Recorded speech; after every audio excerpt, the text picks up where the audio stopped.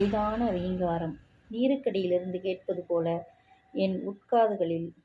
இது பட்டெனத் தானே நிற்கும் விநாடிகளில் பேரானந்தமாக இருக்கும். இதை கவனித்தலும் சிலபோது பின்னிரவுகளில் எனக்கு ஒரு விளையாட்டு. விளையாட்டை நிறுத்திவிட்டு கதவைத் திறந்து வெளியில் திண்ணையில் செருப்பைத் தேடினேன். ரப்பர் செருப்பு. அப்பாவின் நீல நிற ரப்பர் செருப்பு. இல்லை, திண்ணை கதவு உட்பக்கம் தாளிடப்படாமல் இருந்தது. கட்டிலைப் பார்த்தேன்.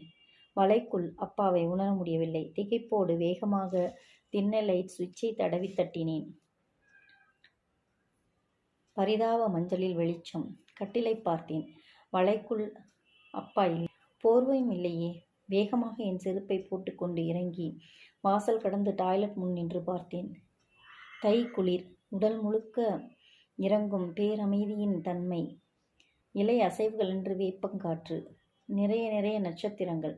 பக்கத்து வீட்டு கவுண்டர் குரட்டையில் குளறிக் கொண்டிருக்கும் ஒளி ஒன்றுதான் சுற்றிலும் மனிதர் வசிப்பிடங்கள் என்றதற்கான ஒரே சாட்சி. எனக்கு எண்ணின் சாட்சி. அப்பா எங்கே என்ற எண்ணம்.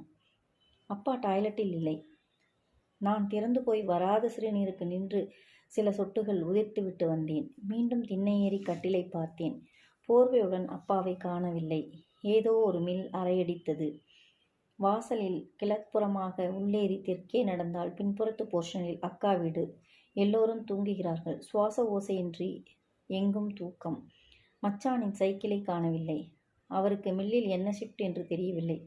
அவரும் நானும் பேசிக்கொள்வதில்லை. நிறுத்தி 4-5 வருடங்கள் இருக்கும். என் பார்வையில் அவர் எனக்கு விஷ இலையாக